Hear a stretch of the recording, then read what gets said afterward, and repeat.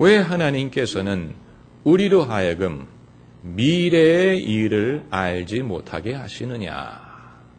여기에는 몇 가지 이유가 있습니다. 첫 번째 이유는 아직 모든 가능성이 열려있기 때문입니다. 우리의 미래는 닫혀진 미래가 아니고 열린 미래입니다. 우리는 운명론을 믿지 않습니다.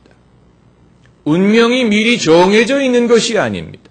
하나님은 전지전능하시고 무소부재하신 하나님입니다.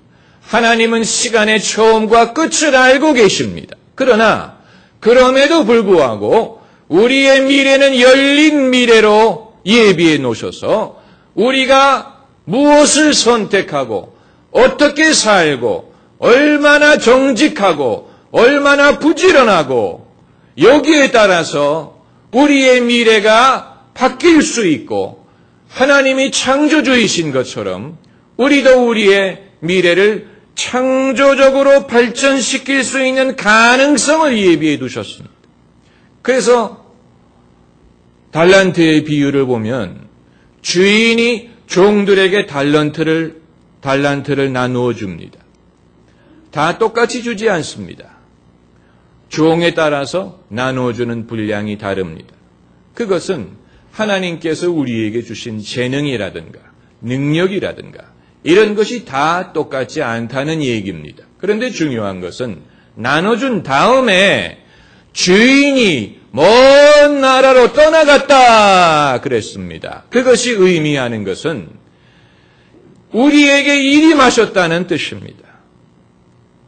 우리의 재능과 시간과 또 기회와 이런 모든 것을 가지고 무엇을 하고 어떻게 살고 이것을 우리에게 일임하셨다는 얘기입니다.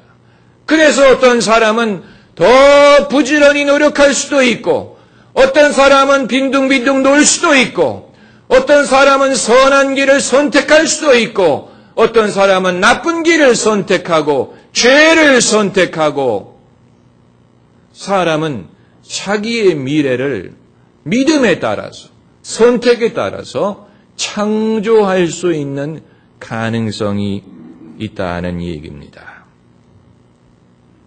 그리고 두 번째 이유는 우리가 부분적으로 아는 것으로 족하기 때문입니다. 고린도전서 13장을 보면은 우리가 부분적으로 알고 부분적으로 예언한다 그랬습니다. 한번 따라해 보세요. 부분적으로. 네. 인간이 알 수 있는 것은 다 부분적인 것입니다. 그리고 예언을 한다고 하더라도 부분적입니다. 하나님께서는 우리로 하여금 부분적으로 알게 하시고 우리가 알 수 없는 부분에 있어서는 하나님을 의지하게 하십니다. 의지하게 하십니다. 그래서 찬송가 가사처럼 주 언제 강림하실지 혹 밤에 혹 낮에 또 주님 만날 그것도 난 알 수 없도다 그랬어요. 그건 부끄러운 일이 아닙니다. 하나님이 그렇게 만드셨습니다. 알 수 없게 만드셨습니다. 내가 믿고 또 의지함은 내 모든 형편 잘 아는 주님 늘 돌보아 주실 것을 나는 확실히 아네. 그러니까 우리가 부분적으로 아는 것은 하나님께서 나를 도와주실 것이다. 하나님의 은혜가 나에게 족하다. 하나님은 모든 것이 합력하여 선을 이루어 주실 것이다. 이것을 아는 것으로 족하다는 것입니다. 미국의 유명한 부흥사인 백서란 분이 회자시킨 유명한 말이 있습니다. 그분이 말하기를 저는 성경의 마지막 페이지를 읽어보았더니 우리가 승리한다고 적혀 있습니다. 그랬어요. 마치 우리가 소설을 읽을 때 맨 마지막 페이지를 보지 않습니까? 사실 그건 반칙하는 거죠. 끝을 보면은 중간이 이제 재미가 없잖아요. 그런데 성경의 맨 마지막 페이지를 보면은 역사의 마지막 날에 하나님 나라가 임하고 그리고 믿는 사람들이 승리한다고 되어 있습니다. 그렇기 때문에 우리가 이긴다. 여러분 그것을 아는 것으로 족합니다. 최후 승리를 하나님께서는 약속을 해주셨습니다. 그것을 우리가 믿고 그때까지 믿음으로 살면 됩니다. 마치 무엇과 같으냐면 아브라함에게 내가 너에게 지시할 땅으로 가라! 가라! 명령하셨습니다. 그러나 가는 길에 어떤 일이 생길지는 말씀하지 않았습니다. 그것은 이제 아브라함이 살면서 감당해야 될 부분이에요. 어느 영화를 보니까 그 주인공이 어렸을 때 재미삼아서 점쟁이에게 가서 점을 봤습니다. 그런데 그 점쟁이가 뭐라고 말을 하냐면은 네가 장차 결혼할 남자의 이름이 토니 스미스다. 이렇게 말을 해주는 겁니다. 근데 시간이 지나고 이 소녀가 그걸 다 잊어버리고 결혼하는 날이 됐습니다.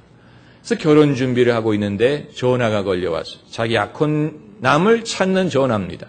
그런데 그 사람이 끊으면서 토니 스미스한테 전화 왔다고 전해주세요. 그래서 이 소녀가 결혼식 집어치우고 그 남자를 찾아갑니다.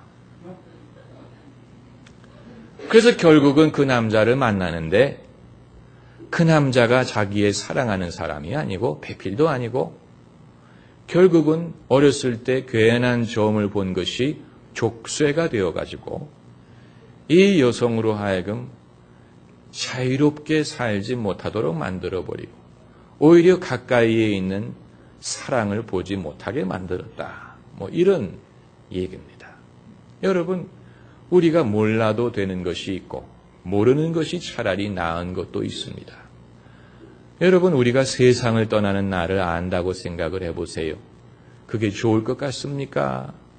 세상을 떠나는 날이 설사 내일이라도 모르는 게 나아요. 몰라야 내가 오늘 자유롭게 살 수 있을 것이 아닙니까? 하나님께서는 그런 것을 미리 알려주시지 않습니다. 제가 스승으로 모시는 어느 목사님은 교인들이 상담을 하러 오면 교인들이 상담하러 올 때 좋은 일로 상담하러 오는 경우는 거의 없고 문제가 있기 때문에 옵니다. 문제가 있기 때문에 옵니다. 그래서 교인이 목사님 제가 뵐 일이 있습니다 하면은 즐거운 얘기보다는 괴로운 얘기가 더 많습니다. 그런데 이 목사님이 상담을 하실 때 어떻게 끝을 맺느냐면은 한 가지 분명한 것은 결국은 다 잘 될 줄로 믿습니다. 이렇게 말씀을 하신다는 것입니다. 그것은 듣기 좋으라고 하시는 말씀이 아니고 정말로 성경이 그렇게 말씀하고 있기 때문에 그렇습니다. 로마서 8장에 주를 사랑하는 자, 곧 그 뜻대로 부르심을 받은 자에게는 모든 것이 합력하여 무엇을 이루느니라?